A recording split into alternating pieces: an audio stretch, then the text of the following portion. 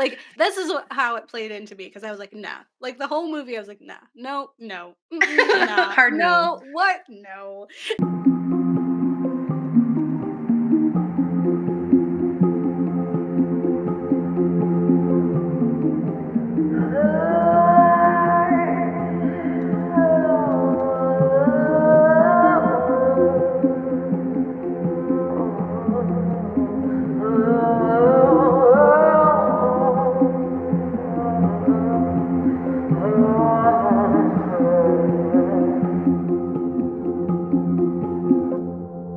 Hi, I'm Gabe, And I'm Kat. and And we're we're the Ghouls the Ghouls Next next door. Door. Talking about Talking about spooky spooky stuff stuff. during the spookiest of months. Yeah. We are the media literacy podcast from a horror lens where we explore the real life, historical, ecological, societal reasonings behind our cinematic fears, aquatic even, and we are haunted. Ooh. Yeah. Because we're in haunted places. We started out, we were in haunted houses, and now the houses are underwater. Yeah, they're in the underground water place. They're in the wet, Yeah, So they're sunken. When we were discussing, like, Kat has been pitching Deep House for months, which is really surprising to me. That's why I was like, we gotta watch it. Like, if yeah. Kat wants to watch underwater movie of some sort, then Yeah, we we have have to to do do it. it. Although now I'm like, why did I want to watch? But it's okay. It's okay. It's just not my favorite anymore. Yeah. It was a little scary, but it was doing. Yeah, I think this was one of those where we're going to be split between them because I had a really good time. I was enjoying Mm. myself. I was having a lot of fun. I thought it was great. I've recommended it to people.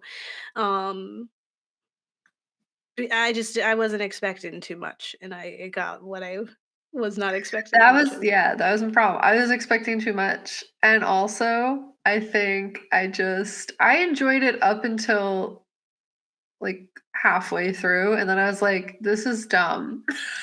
Oh, no.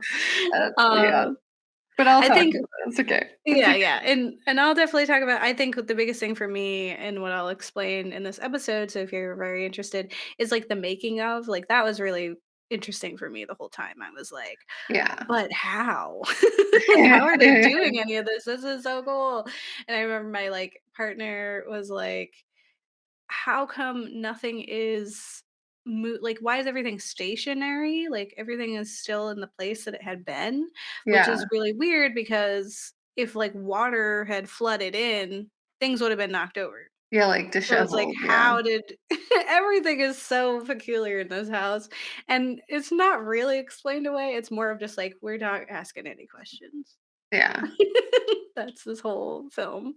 It's And like, don't I ask. wanted questions. That Yeah. was my problem with it. I was like, I don't understand.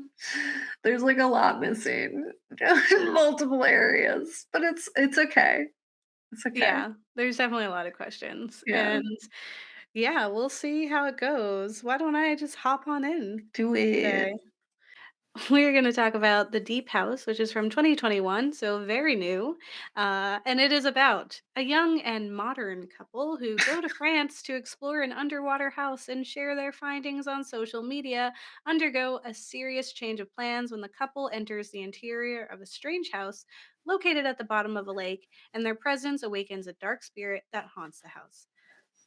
I guess. And it's directed by Alexander Bustillo and Julianne Maury, who did Candisha, which we have yet to cover, but I've heard good things, and I am very excited to cover that eventually.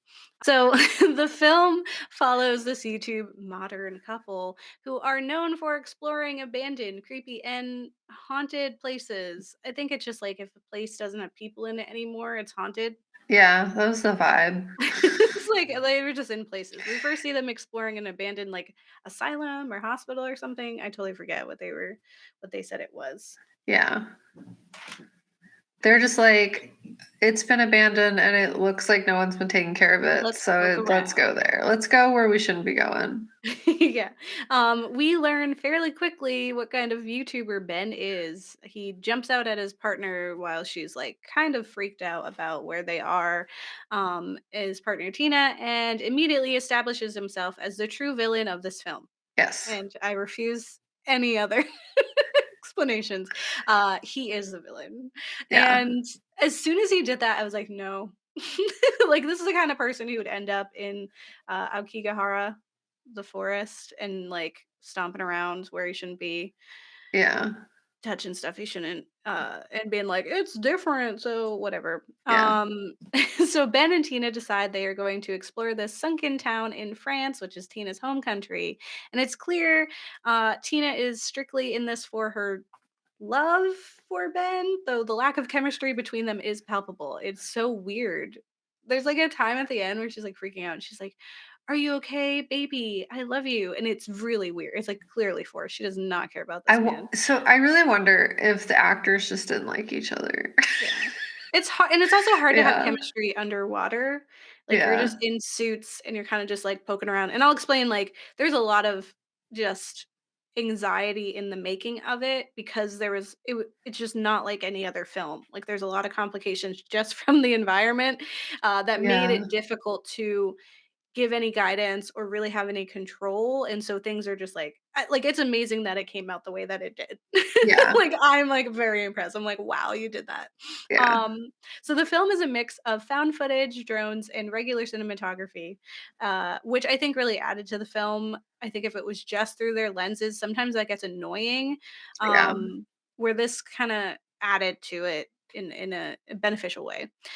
Tina has been training for this dive, but it's clearly she's like clearly uncomfortable with the challenge, Yeah. and she any chance she gets is kind of like trying to get out of it. And we see her timing herself, holding her breath in a tub, and she reluctantly explains to Ben that she's reached about 3 minutes, which informs us just how much time she's going to be left with under the water at the end. She Yeah. said about 3 minutes. I was like, okay, cool. So we're gonna get down to the wire. That's how much time you got to get to the surface. Yeah.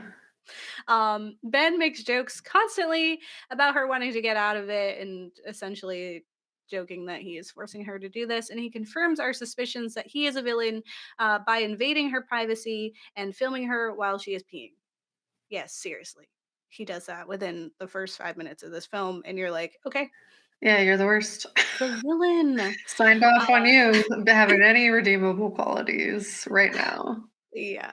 Eventually, they get to the town, the part that's above water, and Ben wanders around and pretends to be a real vlogger, explaining the town is practically abandoned even now and is dying, only to have it revealed quite quickly that the town is bustling. It's just that everyone was already down in the water enjoying their summer, and the sunken city that they sought, the supposed abandoned, creepy place that no one has ventured into, is actually a popular tourist and summer spot. And while Ben is deflated, Tina is silently elated. But then Ben gets to talking to a local named Pierre and learns that there's yet something to explore, an abandoned singular house tucked far in the woods and down the waterways, and the adventure is back on. It's for the views. Yeah. It's super important. Strangers aren't dangerous. They aren't you're in a different country. They're not gonna murder you. It's Like fine. Turistas, like, Yeah. It was have just you like the seen that? dumbest exchange. Like, why would you Yeah. even think this is a good idea? It's so random, like, he just does Pierre just sit there waiting for someone to ask about the sunken house? Like, it's like, of all the people for you to run into, Yeah. this random guy is the one that you found. He went to get a drink and So he's like, "Hey, guy, you're the 10th so person I've asked in the weird. last 15 minutes. You wanna go see a house that's underwater?" Yeah, like, what? What? So weird. And then, Not like, cool. there's, like, a whole like, um, they journey so they arrive at the destination and, uh, they're, like, driving there, and the whole time, like, Tina's having a conversation with Pierre in French, and remember, they're in France, and Ben, like, pops in and is like, "Do I need to pay for subtitles?" I was like, "Are you kidding me?" Like, can you guys speak English in your country, please? Yeah, like, what? Again, he's the villain. I can't. Every time he was there, I was like, "Really?" Anyway, they arrive at their destination after a hike from the main road. So they drove out to who knows where, and then they have to hike to the water. And this is a big red flag, but white people be white people in. Yeah. Okay? As we do, you know? How it happens, right? And so, first of all, you cannot catch me lugging my own oxygen through the woods to then go do more physical activity underwater. Could Yeah. not be me. It's so So I feel like I said the same thing. I was like, I'm not scared of this movie because there was never a situation in which I would be here. yeah. Um, I texted Kat when we were watching it because I was just like, I'd be like taking little hits of air while while we're hiking. hiking, like, okay. I'm like, no, they're not gonna be me. Ben lets Tina know they have 1 hour of air, which is entirely too little time to do and explore, like at all. And throughout the entire underwater adventure, I was constantly yelling to Kat, like, how long has it been? Because it felt like it had taken at least 20 minutes just to get to the house and inside of it. Then they're exploring it for like ever. And then they Yeah. never account for that or like accommodate for the fact that they're going to need to get back up in a similar amount of time that it took them to get there. Because you Yeah. can't just shoot right up.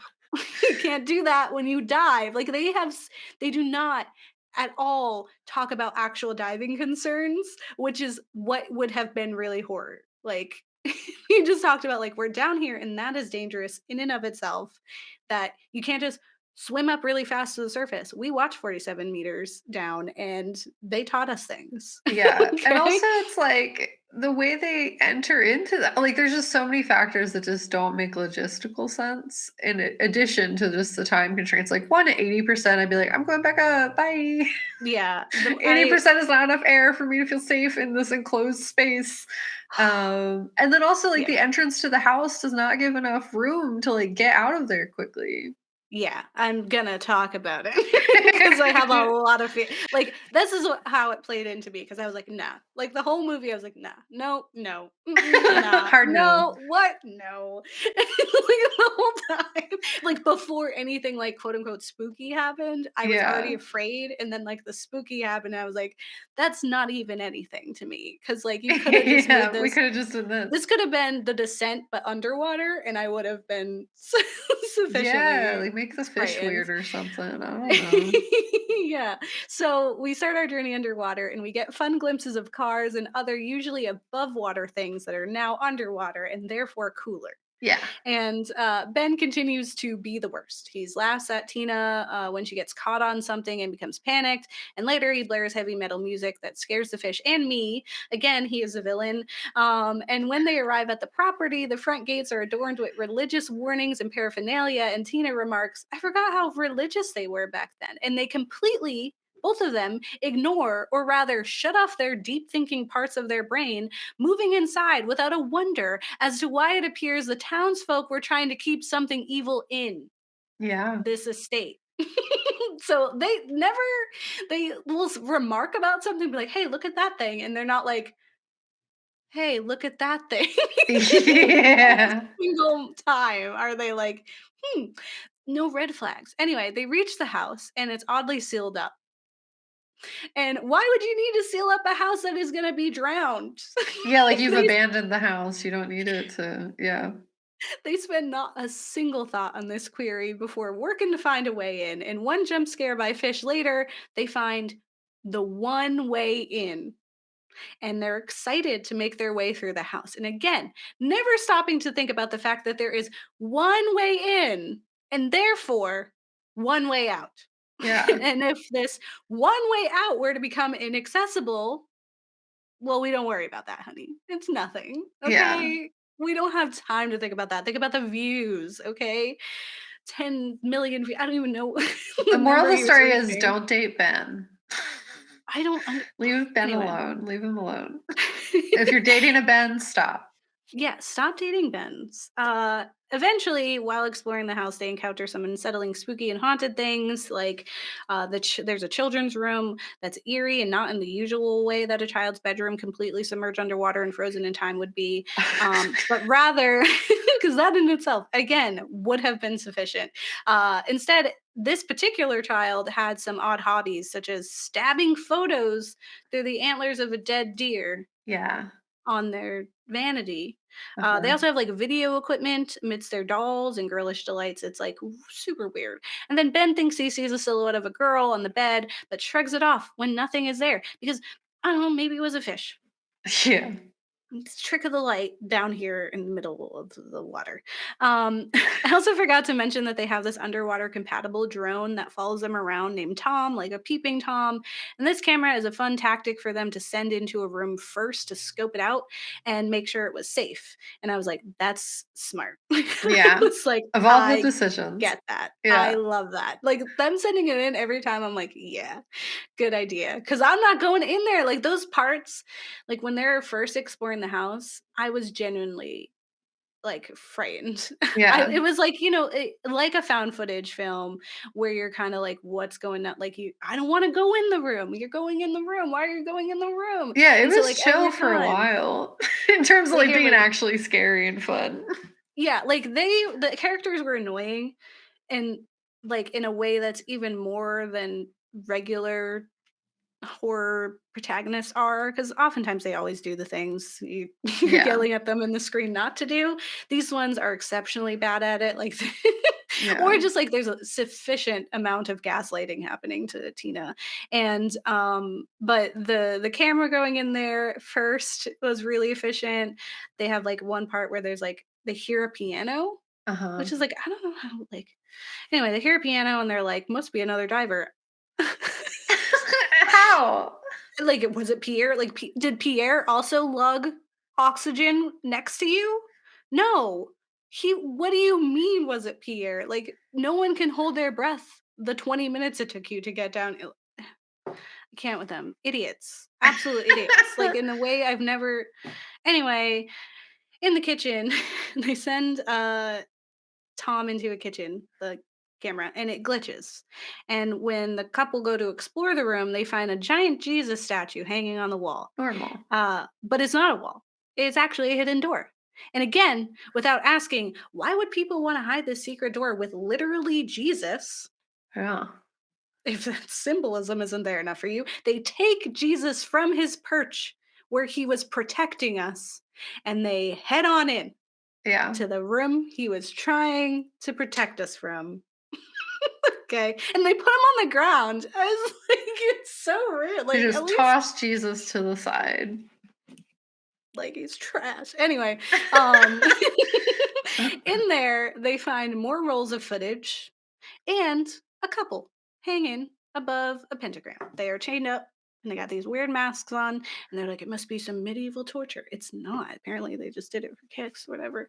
But it's above a pentagram. And Ben's just like oh, it's a pentagram. Yeah, like, no, that's a regular run-of-the-mill thing to see underwater in an abandoned house that's been sealed Like, up. that's already been pretty creepy this whole Yeah. time, and it's like when I was watching, I was like, "Hey, who dropped all these red flags?" Like, they're everywhere. Then a creaky door opens, and of course, Ben goes in there and he finds body parts and jars because why not? And this is the last straw for Tina. Now she's had it, and she asks them to leave. And it's Yeah. like, I've already left because I never went down there. But big surprise though, their one way out Yeah. is now a brick wall because of satanic witchcraft. Yeah. And things spiral out here as they continue to make more bad decisions, and Tina becomes increasingly, appropriately panicked. Yeah. And some of it was pretty cool, like when it came to that. Um, so some truly frightening things. So I was really excited to watch this film, and I also genuinely enjoyed it. And I know how you feelings, but I really did. Like the first time, I was like, "Whoa, that's really cool." So even with its silliness and how angry I was at Ben through the entire piece, I was still having a good time. And Yeah. so Cat is afraid of the ocean because we don't know what's down there, right? But I get claustrophobic, which means films in space or certain underwater films like Underwater or The Deep House Yeah. also really frighten me because we shouldn't be down there. We don't belong Agreed. underwater. Yeah. You are at the mercy of the equipment and the environment around you. Like it's not a person. It's not a ghost, it's not a person, it's It's really just just, the like, the world. environment. Yeah. And that's scary to me. That's where I'm like, "No." Reasonably. So, you are always one malfunction, one cave in, one false step, or one creature away from death Yeah. when you're in there. So, here's a list of things that scared me about this film. 1 hour is not enough oxygen to be exploring a whole house, and you don't even know where it is exactly because you didn't plan to go to this house, so you don't have a map. You have no idea. Like, you need to have all the information before you're like, "I got 1 hour. Let's just pop in, pop Yeah. out." What if it took an hour to get there? Yeah. We don't know anything. Like, you're too cavalier, Ben. What are we doing? No one knows where you are, which was a Yeah. problem, remember, with The Descent. That's a problem with, I think, the one where the white people be on the tower. They shouldn't be up there. Yeah. The guy gets his arm trapped. It's always people, like, out somewhere they shouldn't be. Yeah. Um, deep what is it? Deep water also happens all the time, but no one knows where you are. Pierre, who turns out is also a villain, Ben is the villain, but Pierre is also bad. Brought them there with intentions. Yeah. And it is very far from their original intended location. So you're in the middle of the woods and now underwater, you have disappeared. You were a Yeah. disappeared person. You are missing, gone forever. No one's coming to find you. They don't know Yeah. to do that, right? They went into the house when there were no exits other than one precarious window that could at any time become obstructed, bearing your only escape. Yes, there's a stupid supernatural part where there's a wall in front of it. Cause like I don't know what their powers are, but somehow there's a wall in front of the window. But even if that hadn't happened, like we could have had a real thing happen, like a very heavy piece of furniture fell in front of it or something. Like Yeah. people die in cars underwater because they can't move they never discuss the issue of swimming too fast to the surface, okay? At least in 47 meters down, we get an explanation of that. These two never took a diving certification class. No one uses sign language or any of like the information like that they use to communicate by divers. Yeah. I think one time they do like an okay. Yeah. And that's like and like they do I think someone does a thumbs up which is up, not we're all good. So Yeah. clearly they don't know what they're talking about and they rely on the audio and they rely on Tom and they also get split up. It's a whole thing. Tom is an evil robot. And I don't know why he was evil, but he was.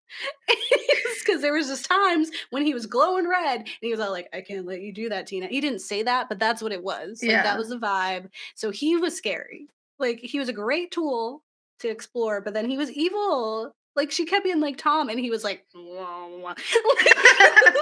Like, why are you evil all of a sudden? Like that scared me. And then the unanswered question of why everything was in good shape despite being submerged underwater before the protagonists were even born. Yeah. Like, what? No one answered that, but what was that? That was scary. I was like, that's pretty peculiar. Things that did not scare me in this film. The ghosts, they were spooky at first. Like, seeing them preserved was really interesting when they were like hanging there. Yeah. And then, like, the one time when she was like behind him, when Yeah. they like are trying to escape, I was like, oh, jump scare, like the fish Yeah. got me. Um, and I absolutely understand the challenges of filming people without suits underwater and trying to be scary because that's Yeah. all they could do is float. I get it. There's restrictions, but I really could have just done without them completely. The real horror was just being underwater. So, like that would have got 1000% me. agree. And I get it because it's supposed to be like the haunted house or whatever. But what was so the other thing that was not scary was any of the satanic cult plot, if that's what it is. It was very messy. The family was sacrificing, spoilers, farm kids to Satan for reasons. Yeah. Question mark, question mark. And I don't know what they were getting in return or if they're just evil and the kids were involved. It was like a whole family affair, but the town figures it out and bars them inside. They kill the girl. Pierre escapes. Spoilers: Pierre is the child of these people, and then the adults are chained in the basement. But they're when they're first exploring the house, they find a wall, like a door in front of the door, because the whole house was shut up. Again, remember, and inside of that front barricade, there's scratches on the door. But it was like those were there after they locked the family in there. because they would not have this crazy front door in front of their regular door. You don't see that in the flashback. So it was clearly put there to keep them in there when the water was coming. And so why are there scratch marks when the girl is dead, Pierre's gone, the parents are downstairs? No one could have done those scratch marks. Doesn't make any sense. Um, so that part was like, oh. If they were trying to say that it was for the kids who were abducted, then it would have made sense to have it in the basement or in that one door than to have it at the front door. Yeah. Also, what do Pierre and these ghosts get from this? They get to live preserved underwater, I guess. For what? Like, they get to Yeah, I live don't do they get know. to live again? Is killing just fun? Do they inherit the earth? Like, what ha they're just down in the water and they get to float? We all float down here? Like, I don't Yeah, know I what the don't know. goal is. Things that scared me that I'm ashamed to admit. The damn fish, man. Yeah, Just popping in and out is really creepy looking. it's a No gross fish, thanks. yeah. No, thank you. Um the directors are quoted as saying, "But here we wanted the audience to have the visceral feeling of being in this element and that it can be as scary and as dreamlike." And yeah, it was scary and dreamlike. And then it was Until weird. So I think the most interesting part of this film and why I enjoyed it so much was the actual filmmaking aspect. Because the whole time I was like, what is I was like, are those really the actors? Like, were they in the suits or is there professional divers in the suits? And it's just them doing voiceover because sometimes it feels disconnected. Like their Yeah, voices don't match their actions. Like, there's a part where she's like freaking out, but she's like not freaking out. Bodily language freaking out. But no, from what I could see and tell, the actors are in the suits. So, yeah, but the audio still might have been different. So I found myself wondering how any of it was possible and what the challenges may have been with having a film shot almost entirely underwater. Except for that beginning part where we're traveling, everything's underwater. And thanks to a helpful interview on Bloody Disgusting called The Deep House, Alexander Bustillo and Julian Maury on the challenges of filming a haunted house movie underwater by Megan Navarro, I found answers. And here are some of the challenges and experiences as explained by the directors. They said, the process of shooting underwater came step by step. All the security around it and shooting 8 to 10 hours a day underwater. It's very exhausting. And how to deal with the fact that it's almost 3 times slower underwater than a regular shoot. As soon as you want to move something in the set, you have to call through the microphone. Okay, we need to move the pots on the chimney, please. You have a diver going down to the chimney and taking the pot and say, okay, here? No, no, no. On the left. More, more, more, more. No, stop. No, too much. Back, back, back. It was quite frustrating in the beginning because we are the kind of directors that are on set with all the crew. We are touching everything and we are changing stuff ourselves. We are talking to the actors and we are playing for the actors. And here we were on the surface. Everyone else was underwater. We were sitting in front of our monitors with our microphones and giving our orders to everyone in the beginning. It was quite frustrating, but it was the way to do it. And this is a haunted house film, and so there are ghosts, like we said, right? However, the ghosts we see are regular people just underwater without dive suits. And they ended up being a bit funny on screen, but I think using them instead of CGI or practical effects was a positive because it would have been even cheesier. And when you think about the fact that these are just regular people, just like holding their breath and floating with you, yeah. like I get why they were like, oh, what do I do? um, the two leads of the film get dive suits and most likely much training on safety, hopefully. And the ghosts are out there just free balling the water, you Which know? is Like, terrifying, like, that's very much, like, setting yourself for incidents too, because it's like it's so you're in scary. rooms underwater, you know? Exactly. Yeah. So, when asked about how they approached their ghosts, Bustillo answered candidly, the ghosts were a real problem at the beginning. We didn't know how to do the ghost. We thought maybe we could use special effects, but no, it's too expensive. It will not work underwater.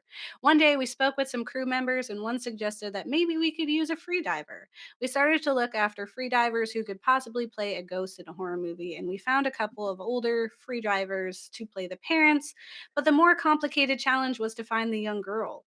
It's very difficult difficult to find a girl around 11 or 12 years old who could dive for real without oxygen at 6 meters down. We were very lucky there too, because we found Carolina Massey in Monaco. She was only 11 years old during the shooting, but she was a free diver since maybe 3 or 4 years ago. Free diving is her passion. She's trained by the world champion of free diving in Monaco, Pierre Froba. Which is really cool. Yeah. And it, again, has like now I have more appreciation. Like there's this 11-year-old floating around, and she was the scariest part Yeah. because she was in places like she wasn't just like "Whoa," coming at you. Then we were able to do all the stuff with ghosts for real on the set and without CGI or special effects. All you can see on the screen was shot for real. We give her some oxygen and then action. They go underwater, they act, then up. It was very stressful for us, of course, because it's a little bit dangerous. It's a lot of bit dangerous, but it was incredible to watch on the screen. Wow, it looks for real and without effects and post production CGI. We are not dealing with a green screen. It was a real joy for all the crew to watch. It's really, really creepy. Um, and I would agree. She was definitely very and like just having like it's silly, but I was like, if I'm down there and they're I don't know what they can do, and I still don't know what they can do as a viewer because nothing was defined. So like what happens when they're there and they do the flashing so they're closer? I was like, no.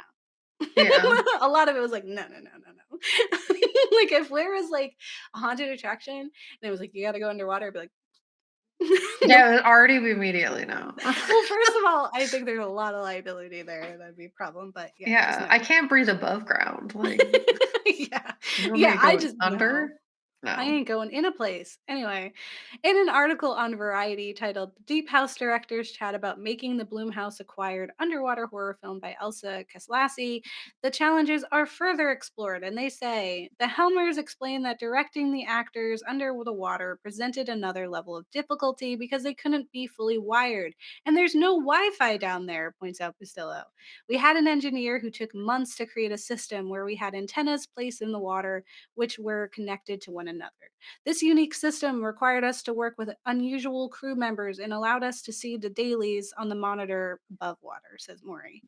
The pair explained that the house was built on large grids and progressively plunged into a 9-meter deep water tank that was 20 meters wide.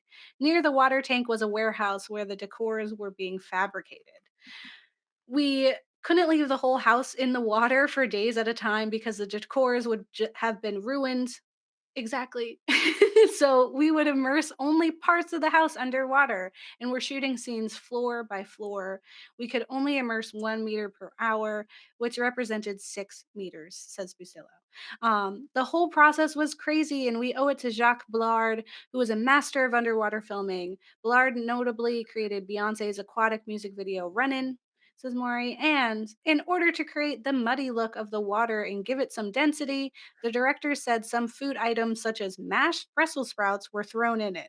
Vasilla says he wanted the picture to be beautiful as well as nightmarish. I was like, that is so cool. Like they have That's like these neat. set pieces of because I was like, you can't get a whole house down there. And the way that it looks, it couldn't be something that's already a house that's down there, you know?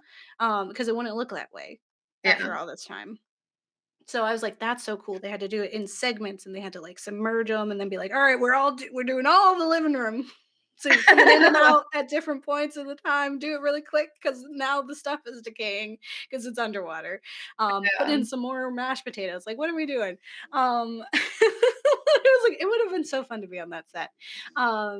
Anyway, so as a found footagey film, I enjoyed this exploration of a sunken home and I was stressed and worried about what they would find in each room. And the drone Tom was a great tool to explore for them. And it really reminded me of how I sometimes play a horror video game where I'm trying to use the mechanics to like peek around a corner before I go inside. And before any supernatural plot points were introduced, I was having a good spooky time. Ultimately, I still really enjoyed the film and recommend it if you're looking for a fun, thoughtless time. Like you got to be as yeah, thoughtless as the protagonist. Don't ask too many questions. It's like in Snowpiercer, like you can't really ask any questions about like physics, you know? Like you can't be like, yeah. What make train go fast? who's maintaining the tracks? Like Yeah, no one's asking those in the questions snow because like apocalypse.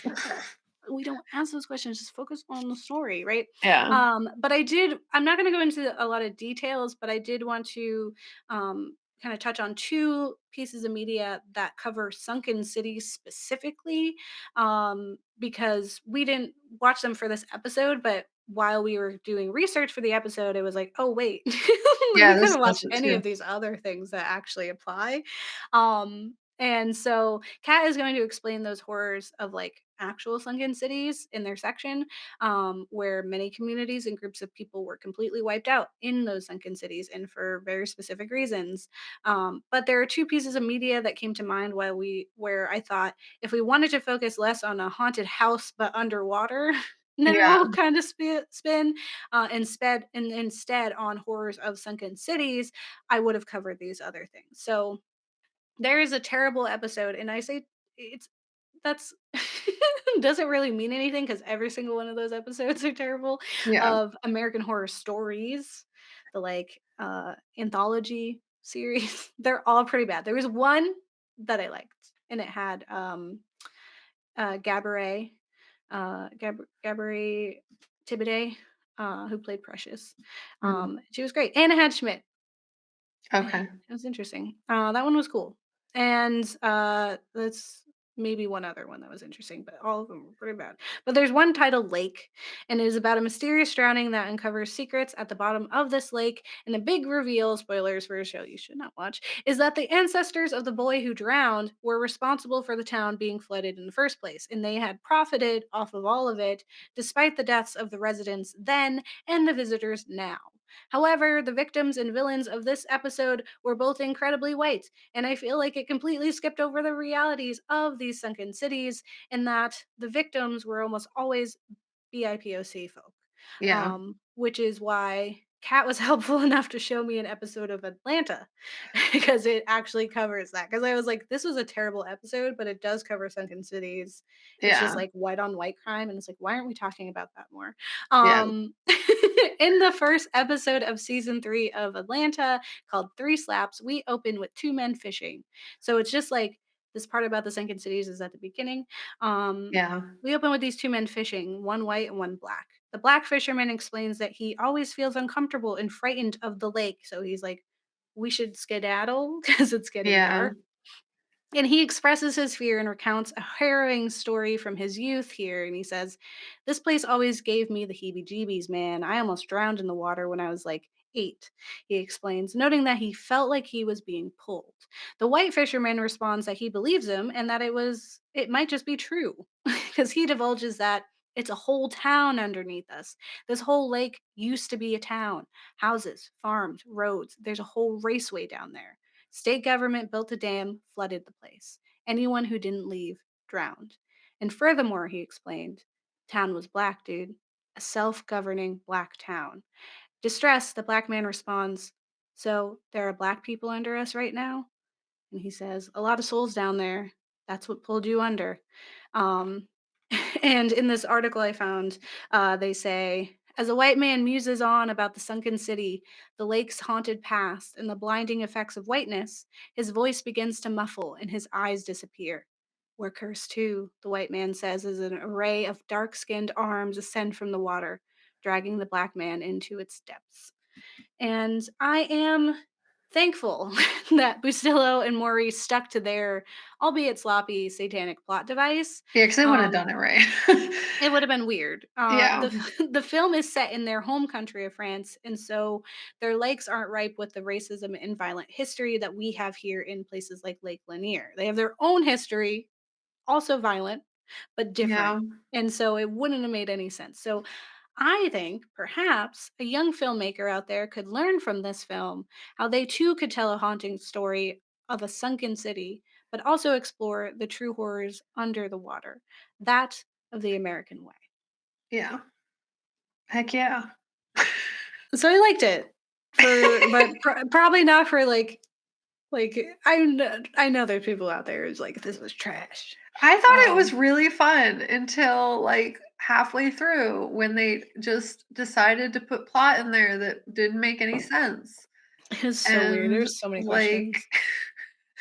It it kept going too. yeah, it was just if they just made it scary underwater time, like, instead of there being a stupid brick wall and like wall Jesus, like other thing, like there's like dumb things in there that was like it really didn't need to be this.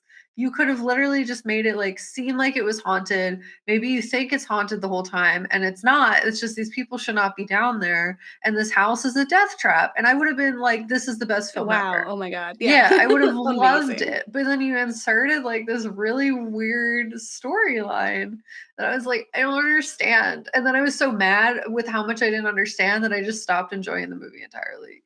Yeah.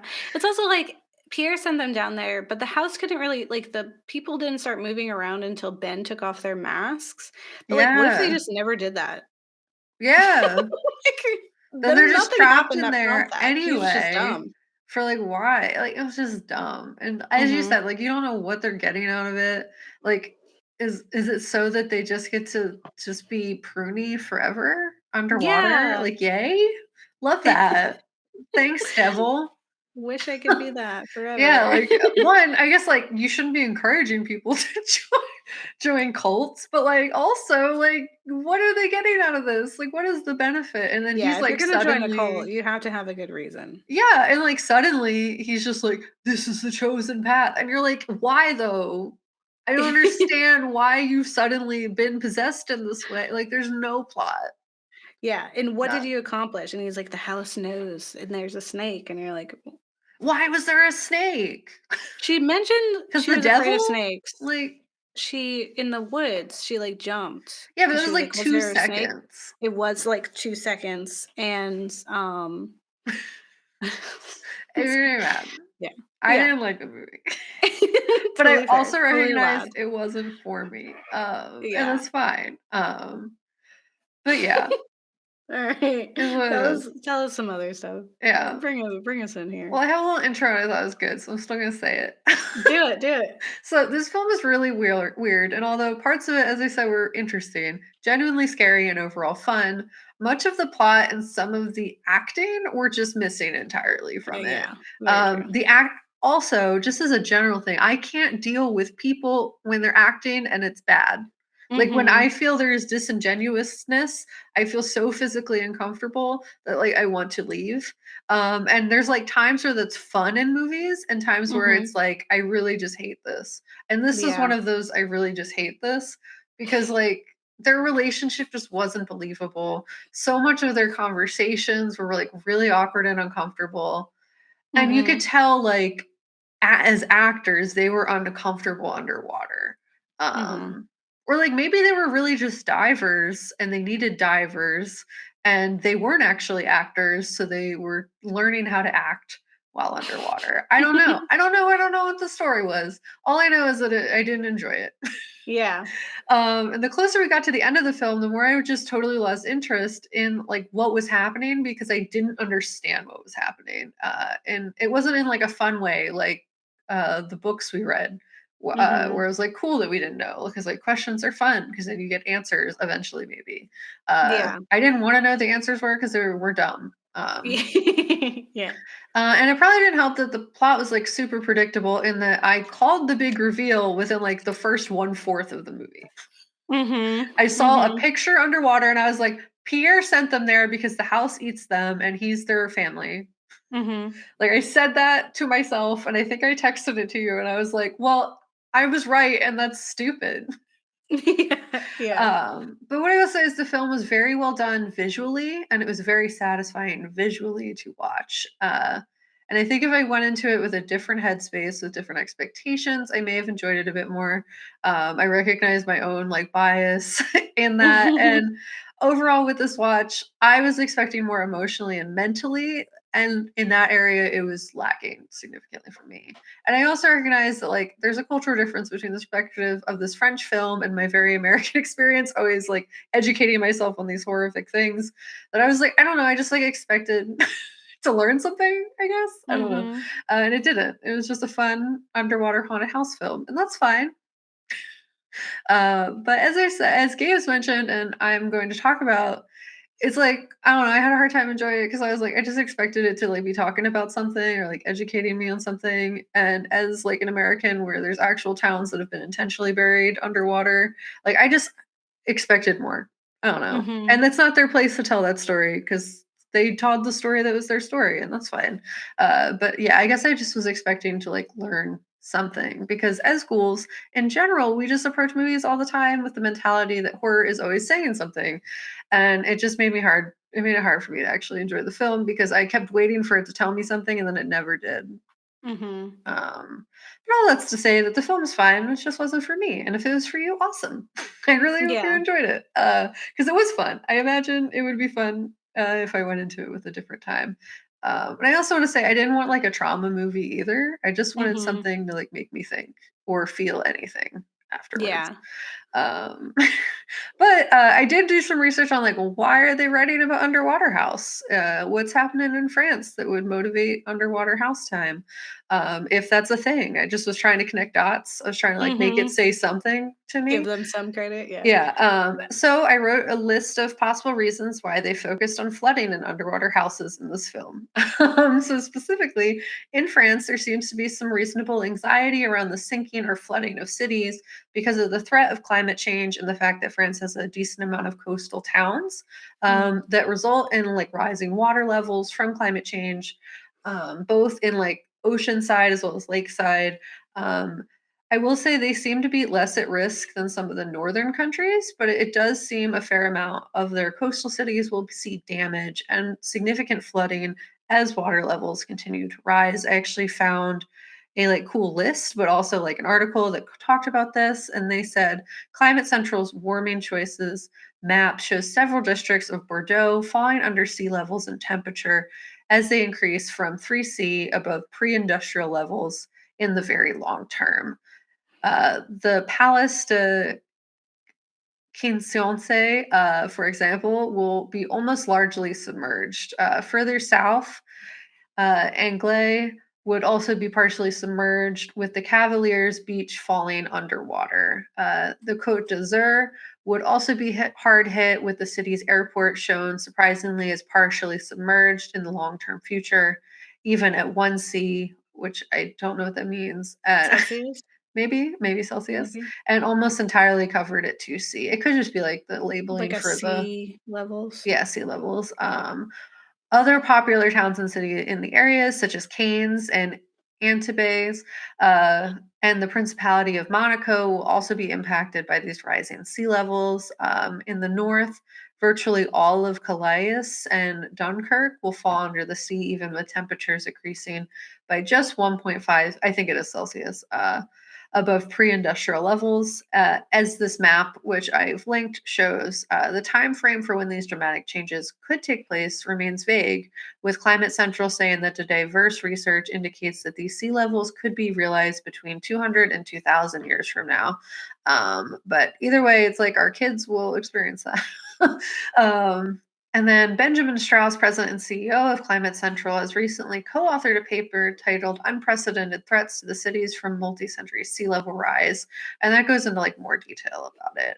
But essentially, there have also just been a lot of like history of flooding in France, which is not something that I knew, as well as recently that that's taken place. Specifically, the River Seine and Paris has a history of flooding, as well as the other rivers in France, because of either rainfall or um, just like the way the cities are built, it seems like they're prone to flooding, which could be why the topic of flooding in a house being taken by water may have seemed like an interesting plot point.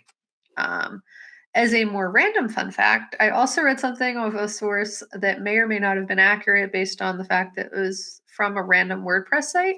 But essentially, that there were filmmakers in the 1960s that were making a mermaid movie.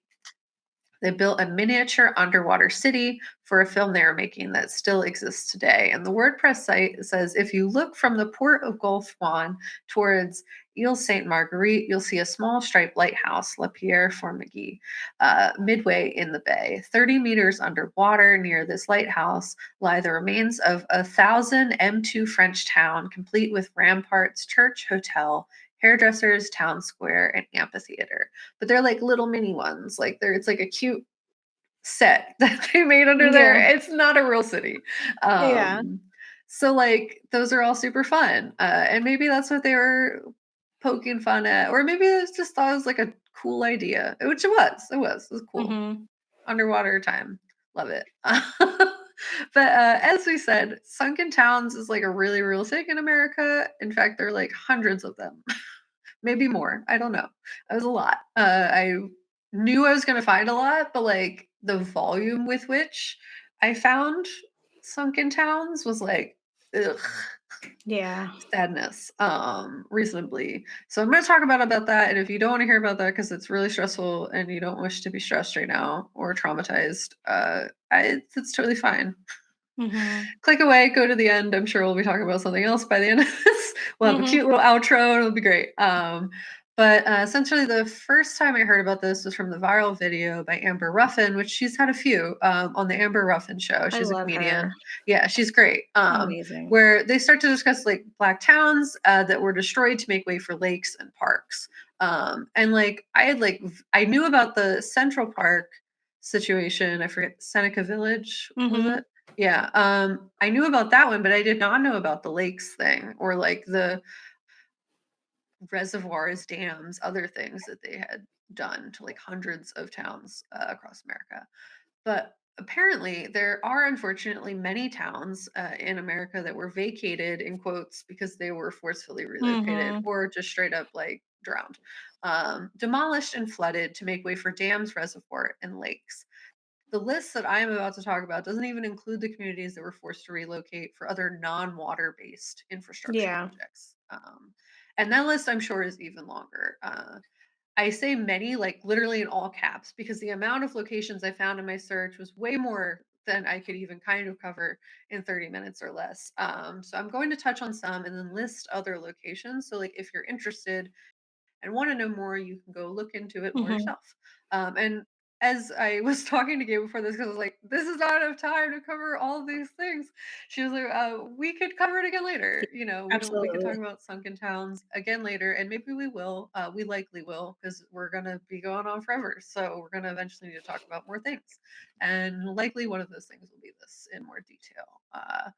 But it seems that there are a lot of locations that this happened to, and that these forced relocations happen largely, although not exclusively, in the West and predominantly impact BIPOC communities.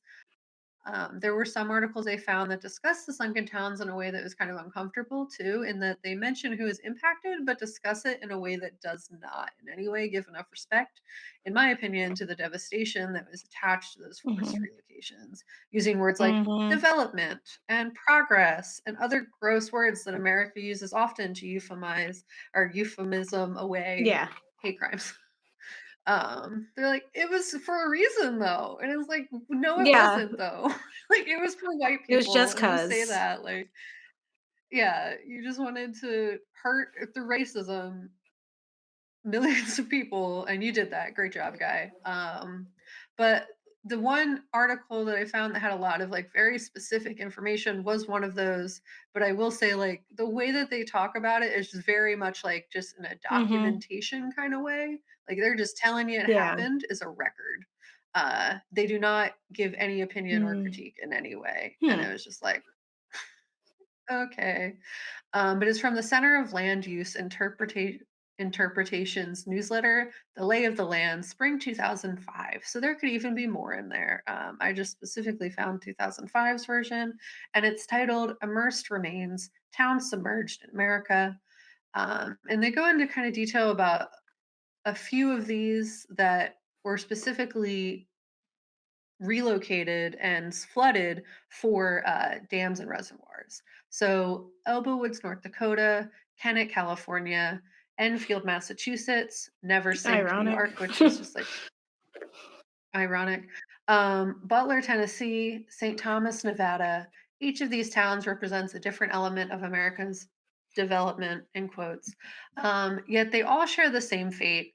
They and hundreds of other communities like them were vacated, demolished, and flooded to make way for dams and reservoirs. Their remnants persist, preserved underwater, and sometimes emerge as reminders of what was not Mm. allowed to be. So, Elbow Woods, North Dakota, was a flooded plain. It was one of several Native American towns along the Missouri River, which were predominantly or permanently flooded following the completion of the Garrison Dam in North Dakota in 1953.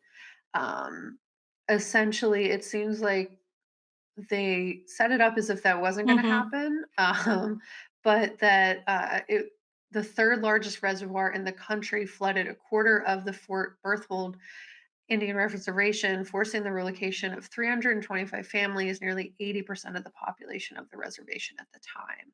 Many moved to newly established community in Newtown, where now 1,500 members of the 3 affiliated tribes live, next to apparently a casino, but that was a lot of people that were forcefully relocated for a dam, a garrison dam, and were flooded. So, Kennett, California is apparently an old mining town. There's a faded relic in Boomtown south of the time. It was flooded by Lake Shasta in 1944, but it was still home to 100 plus people, basically people who had traveled during the gold rush and other areas of California.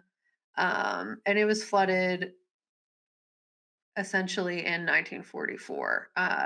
It doesn't necessarily say that that was intentional, but it says that it was entirely flooded, and the town now rests below 400 feet of water, along with many region smelters, paint factories, and mines, as well, surrounded by Hmm. despoiled soils. Um, Never Sink, New York. They say it's Gotham's thirsty reach. I don't really know what that means, but I thought it was an interesting little qualifier. Um, Neversink, whose name is said to be derived of the word Nawasink, meaning continuously Mm. flowing in the native language of that area. And it was larger of two communities that were removed from the reservoir site in 1942. So essentially, 340 people were evicted from the valley, and 6,149 acres were condemned. Some buildings were relocated to nearby towns, though most were bulldozed and burned in a Yikes. final harvest. Trees were removed, cellars were filled in, privies disinfected, and even barnyard manure was said to have been dug up to be relocated and to maintain New York City's reputation for having the finest quality drinking water possible. The Neversink Reservoir began to flood the land on June 4th, 1953, and took 2 years to fill. Also, New York's water is polio right now, so I don't know Well, if this it was was that deep. 1942, Uh, so Yeah. But yeah, the next one is Enfield, Massachusetts. As I said, they're not all in the West or the South. Apparently, the scenic New England village were essentially demolished, deforested by over 1,000 woodpeckers, immigrant workers from Boston who at times ran amok in quotes in the doomed landscape. As I said, this yeah. is like written like in a way that totally does not give cadence to how um devastating this was, and that they were living in vacated houses along the main streets, burning churches without authorization. So I don't really know, but essentially there was a town there. The valley was on fire apparently for many months, where 2,500 people were relocated. 7,000 bodies from local cemeteries were returned onto higher ground, and then they were flooded essentially in 1946. I think it was a dam that was built. Yeah, the Valley of the Damned is what they named it. So a dam was built for one purpose only, to serve as drinking waters for the needs of Boston, 60 miles away. Still called the largest single-purpose reservoir in the nation, it is the city's primary Wow. water source. So, as I said, they buried an entire stretch of land for Boston. In Butler, Tennessee, Butler was the largest single community and the only incorporated town. Was removed by the Tennessee Valley Authority throughout the entire massive Depression era public works project to modernize and electrify rural parts of the seven southeastern United States. Butler was the commercial center for the Watauga Valley in eastern Tennessee, and the only real town in the region with a population of around 600 people. It was a typical southern town with two barbershops, two beauty parlors, markets, Bluebird Cafe, hardware store, drugstore, a few service stations, hotels, churches, etc. Um, they were all located in the forested hills of Appalachia. And essentially, in 1948, when the floodgates were closed, the Watauga Dam and Reservoir began flooding 458 square miles along the Watauga River. 735 families had been displaced. Around 175 buildings, including shops, barns, churches, homes, were moved to higher ground to a new town in the site of New Butler. Most buildings were demolished on site, and 1,200 bodies were moved from grave sites. Some families opted to leave the graves of their ancestors undisturbed, so they are still there Hmm. underneath. And when Old Butler was exposed in 1983, drawdown conducted to the surface of the dam, they found a lot of stuff underneath of That there. was preserved. Essentially, yeah, there was a shoe store, a jailhouse, other foundational pieces, and etc., long dead but preserved by the muddy water. Not the last on my Mm. list, unfortunately. St. Thomas, Nevada, like most of the early settlements in the desert southwest, St. Thomas was established in an area of available water. In this case, apparently, it's 50 miles northeast of where Las Vegas is now. This town started as a Mormon outpost in 1865 and was later part of a chain of agricultural communities in the valley following the Muddy River, including Moapa, Longdale, Overton, that were I otherwise did not surrounded know by Mormons desert. went that far Uh, back. I didn't know that. Well, yeah, apparently they did. Yeah. A railroad spur survey in the valley of the US 91 and the main highway to Los Angeles before Interstate 15 went through town, making stops for motorists. So essentially, there were ways to get to this. But in 1938, Lake Mead crept northward, filling in and behind the Bullard Dam, St. Thomas located at the lower elevation at the southern end of the valley, and that was flooded. So at that moment, due to regional drought conditions, portions of 40 buildings are visible in the exposed remains of St. Thomas, including the old school, an ice cream parlor, and other foundational pieces where former President Herbert Hoover apparently stayed in a hotel hmm. that was buried under the water. Um, and the Boulder Dam, which flooded the town, was later renamed in his Hmm. honor, which is Yeah. interesting. There are a lot of other instances of drowned towns, specifically in Mm-hmm. Alabama, in Georgia, like the one that Gabe mentioned Lanier. earlier. That one's like super sad because Lanier. One is named after a Confederate soldier, so like Mm-hmm. not even kind of subtle. Um, and, like, people Yeah. drown there all the time because there's stuff underneath of there, like, they have to cut the Yeah. trees to hide it, to, like, protect the population from knowing the awful things that happen there, I Well, it's like guess. how the girl got But snagged yeah, like on, like, just debris in the movie. It's just like that's how easy it is. Like yeah. you're just swimming and you get caught. Yeah, because there's, like, whole trees under there, Like like, an houses and entire town, mhm. just houses, everything under there, and people, like, go swimming there, they bring boats there, and, like, Mhm. die because there's all this stuff under there that people can get swept into or caught on otherwise. Um, and that was like the example of like essentially there was this whole town there and a predominantly black town that was like self-sufficient and running, and essentially there was the case of a girl who got beat up, and they're like, obviously we're going to blame the town with the Mhm. black people in it, so they blamed 2 teenagers that Yeah. likely had nothing to do with it, and then burned, attacked, exploited, otherwise the town until people left, and I guess if people didn't Yeah. leave, they just drowned them. I don't really know. But essentially that one in Georgia has a really upsetting history, and a lot of people Mhm. just Lake don't know Lanier. about it, Yeah. which is awesome. Yeah, Lake Lanier. And again, I saw another article on Alabama's AL.com titled Drowned Towns: What Traces of Ghost Cities Lie Beneath Alabama's Man Made Lakes. And apparently, there are just Mhm. a lot of man made lakes that are just on top of cities uh, or towns specifically. Um, Logan Martin Lake was man made and is on top of a town. Um, Lake Martin, specifically, Waterloo, a tiny patch of Lauderdale County that takes up, part of there's a lake under there that has a town under it. Riverton was a small Colbert County town flooded when Pickwick Dam was built on the Tennessee River. It all kind of ties back to them trying to erase BOPSC populations in really like gross and uncomfortable ways. So there's just like an Mhm. extremely long list, an uncomfortably long list of all these towns that exist. That is really upsetting to read about.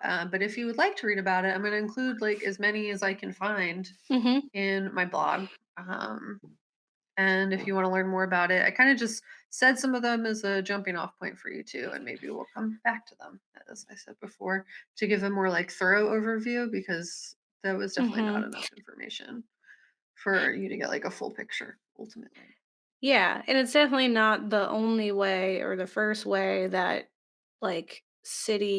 or like city planning infrastructure was used as or like weaponized to Yeah, erase entire communities of people that they just, wanted to do away with. And like in that episode of Atlanta when, he says it was like a self-made black town too. yeah, Like how often does that happen? Or entire reservations. Like those are people who've already been transplanted and put into these tiny areas are trying to make do and then they're like, "No, you got to move again."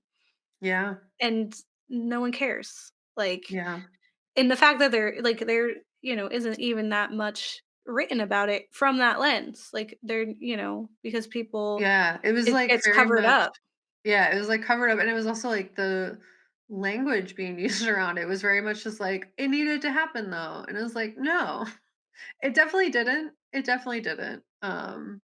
Just because it wasn't like being exploited by Yeah. white people doesn't mean it needed to happen. Like let other people exist and live and like have Mhm. life.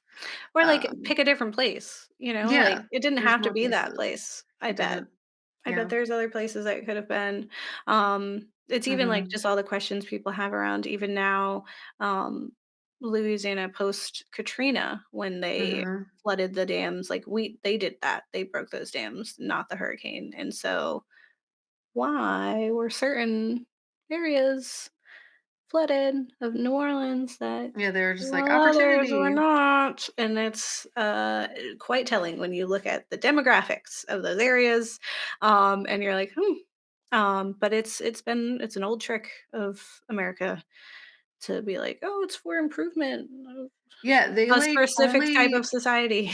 yeah, and I mean, they say they stopped doing it like 70s on, but like Mhm, there was an instance, I don't remember the exact place, but like as recently as like 1990, I believe. mhm. And if Katrina was that, then as recently, I don't remember what year that happened, but that was recent. 2000 something. Yeah, and, like, instead they just call it something else, or that it's Yeah. just a opportunity instead of strategic in that way. It's just like, "Well, while Yeah. it's here." And Yeah, like, it's all yeah, very people just don't interesting. believe that people would do that, but they would. Like, there's a long history to represent the fact that they would, and they have, and they will continue to do so Like, if they're y'all not learned checked. about Tulsa. Y'all learned about it. Yeah. Like, need us say more. Yeah. Like, Um, people are 1,000,000% capable of doing such awful things and actively have. mhm. So, like, it's not shocking. It's just like upsetting. Which, like, for all the terrible that the American Horror Stories episode, was, like, it was poorly acted, which is weird because Alicia Silverstone was in it, and she's usually a fine Yeah. actor, but the whole thing where it was, like, money was the driving force, where there was just, like, these wealthy people who were like, "We're gonna make money," and they Well, that didn't sounds care how many people accurate. died. I was like, "Yeah, that's totally" like, Yeah. again, it was, like, white on white crime, so it was, like, Yeah. the poor folks were the ones which is, like, I can understand depending on who's behind the camera and creating this, Ryan Murphy, that you wouldn't want to put black bodies in that water and have that be a part of your narrative. Like, Yeah. not touching that is totally good. And again, I'm like totally fine with the fact that that's how the lake covered it and that's like the point of view they went with and why I Like, so think that's a story that they have the right to yeah. tell. They Yeah. didn't have the right to tell the other story. Yeah, which is why like Atlanta did a great job even just hint like even a little It was bit. just at the beginning of an episode, and the rest of the episode was even just something else I didn't know about until I watched that episode. I was like, Oh Yeah. god. So much of what that show covers is like, "Whoa, Yeah. no one's talking about those things."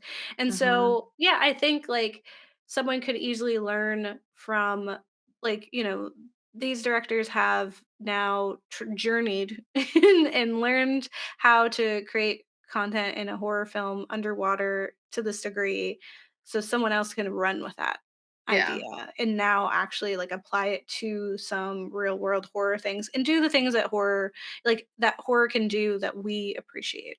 Yeah. But for what they did a good job at doing what they they're telling their Yeah. stories, which I think, like, this episode that we're making is similar to those ideas where it's just like, I think we could cover Sunken Cities definitely again. There's going to be Yeah. content out there, and I think we would be able to expand on it more. So I see it coming back. Yeah. I see it coming back too. And like, yeah, that we can do like more information. Hmm. And with more time and more organization too. Yeah. Yeah. But it's a spooky month, so tune in next week. We're going to be talking about haunted people, and we're haunted all month long. And the following month, we're going to be haunted in different places. We're going to be going places and doing stuff, and so we're very excited and also stressed about it. But it's happening, and so yeah, I hope you enjoyed it. Let us know if you watched it. Check it out. Turn off your brain when you watch it, Yeah. and If you just want a fun time, it's great. It's a great fun yeah, time. just enjoy yourself. Um, yeah, well, don't get married. Slate your kids, Mhm. or your kids will come back to see you in your sunken house, bringing you new victims for Satan, I guess. Yeah, thank you. Nom nom nom nom.